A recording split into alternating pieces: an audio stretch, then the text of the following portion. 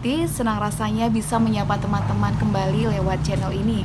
Nah, teman-teman, kalau kalian perhatikan beberapa video saya yang lalu, saya jarang muncul, hanya record rekam. Itu karena kami ada musibah, kemalangan keluarga, jadi belum ada waktu untuk record tatap muka seperti ini. Teman yang baru pertama kali singgah di channel ini, salam kenal dari saya Mika. Semoga video-video yang saya bagikan bermanfaat dan kalian suka ya, menginspirasi buat teman-teman semuanya. Nah, di video kali ini 8 cara efektif menagih utang. Karena pertanyaan ini ada beberapa subscriber yang komen di kolom komentar, "Kak, bagaimana nih cara menagih utang supaya pelanggan kita langsung membayar?" Nah, oke. Teman-teman, awal kami membuka usaha ini sebelum menggunakan sistem minimarket ya, jadi masih saya dan suami yang mengasir. Banyak yang ngutang, pelanggan-pelanggan yang datang, apalagi toko baru, pasti banyak yang ngutang ya. Jadi ini serba salah teman-teman, yang ngutang ini serba salah. Kalau kita nggak kasih, kita ada perasaan takut nih, dia nggak akan datang lagi belanja ke kita ya. Kalau kita nggak kasih, dia akan pergi ke toko sebelah, pelanggan aku akan berkurang, pasti ya, pasti ada pemikiran yang seperti itu.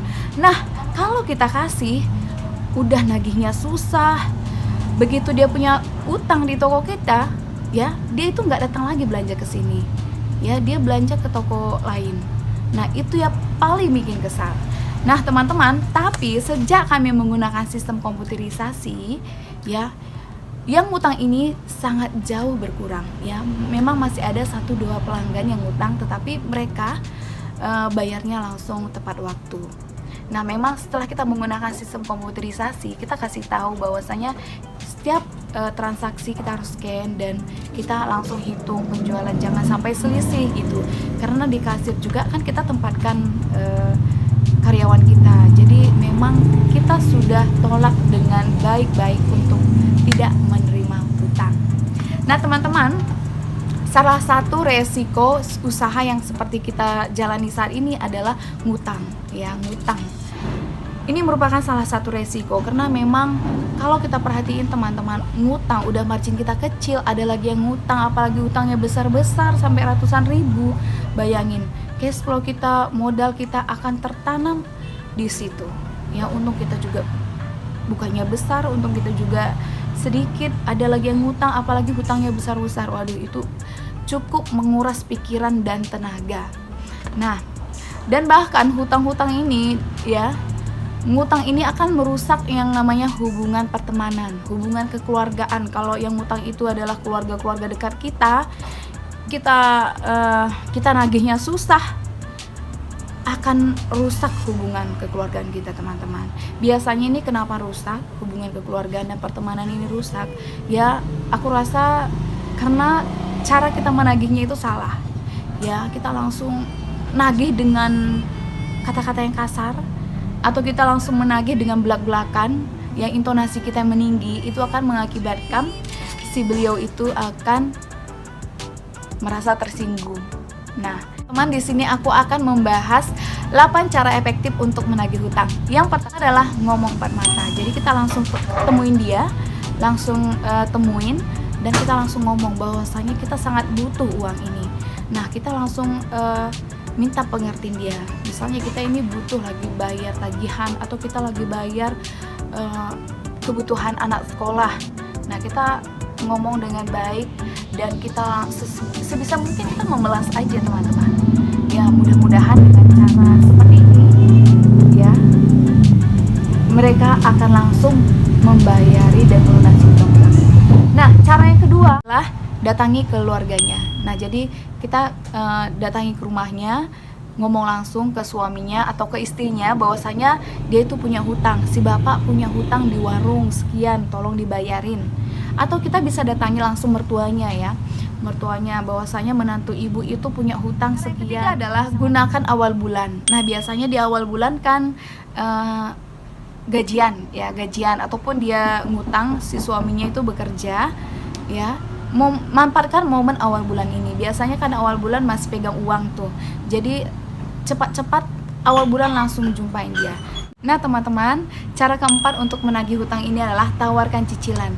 Daripada hutangnya nggak dibayar-bayar, ya nggak dibayar-bayar juga, ya mendingan kita tawarkan cicilan. Jadi kita nego, bisa nyicil setiap minggu bayar sekian gitu. Sekecil apapun yang dia bayarkan, ini akan jauh lebih baik daripada dia tidak bayar sama sekali. Nah teman-teman, cara yang kelima adalah libatkan teman dekatnya. Jadi di sini kita minta bantuan kepada pihak ketiga, ya teman dekatnya ya di sini ya. Jadi kita ngomong ke teman dekatnya ini bahwasanya dia punya hutang gitu. Jadi kita minta tolong untuk bantuannya. Nah mungkin dengan cara ini, karena perasaan malu atau gengsi ketahuan dia punya hutang, dia akan segera melunasi hutang-hutangnya. Nah teman-teman, cara yang keenam adalah beri ancaman. Biasanya kelima cara ini nggak ampuh. Nah nggak ada salahnya kita mencoba cara yang keenam ini, adalah memberi ancaman. Jadi kita ngancam nih ke dia, kalau tidak membayar hutang-hutangnya kita akan menyebarkan ke publik, atau kita bisa menggunakan sosial media. Mungkin ini kan berupa ancaman ya, kita bisa share bahwasanya beliau ini punya hutang, bahwasanya dia punya hutang sekian yang belum dilunasi, sudah janji, berulang-ulang janji tidak ditepati. Jadi kita ancam dia akan share semuanya di sosial media ya. Nah mungkin dengan cara ancaman seperti ini, karena memikirkan nama baiknya, reputasinya akan jelek, dia akan segera melunasi hutang-hutangnya teman-teman. Nah, cara yang ketujuh adalah menyita barang berharga miliknya. Dan biasanya ini kalau dia tuh punya hutang yang sudah besar ya, jadi kita bisa sita misalnya sepeda motor, kulkas atau TV. Nah teman-teman harus hati-hati ya, jangan sampai nanti karena kita semena-mena ya, ataupun kita dia punya utang 200.000 tetapi kita nyita sepeda motor milik dia yang udah jutaan. Nah ini kita bisa dilaporkan ya, kita bisa terancam juga hukuman oleh pihak berwajib. Jadi teman-teman ini harus bijak juga dan diomongin dengan baik-baik. Nah mungkin kita bisa tawarkan dengan sistem gadai. Ketika dia bisa membayarkan, melunaskan hutang-hutangnya, barang miliknya itu kita kembalikan. Jadi ini merupakan salah satu cara yang paling ampuh, ikhlaskan. Nah ya udah, jadikan ini sebagai sebuah pembelajaran supaya kita juga tidak memberikan hutang kepada orang-orang yang memang tidak sanggup bayar. Ya jadi kita harus bisa juga baca karakter pelanggan kita. Nah kalau dia ikut ngutangnya, dia tuh kerjanya juga lumayan bagus, ngutangnya besok langsung dibayar, udah nggak apa-apa. Tetapi kita tahu dia ya pekerjaan sehari-harinya juga mandek, pekerjaan seharinya juga nggak jelas, ya jangan kita kasih ngutang, karena ini akan beresiko ke kita juga kan. Nah ikhlaskan, semoga dengan ikhlas kita akan mendapat rezeki yang lebih besar lagi. Nah teman-teman, demikian dulu ada 8 cara efektif untuk menagih hutang. Semoga juga ini bermanfaat buat teman-teman semuanya, bisa menambah informasi dan edukasi buat teman-teman semuanya. Terima kasih buat kalian yang sudah saksikan channel Bisnis Retail Community.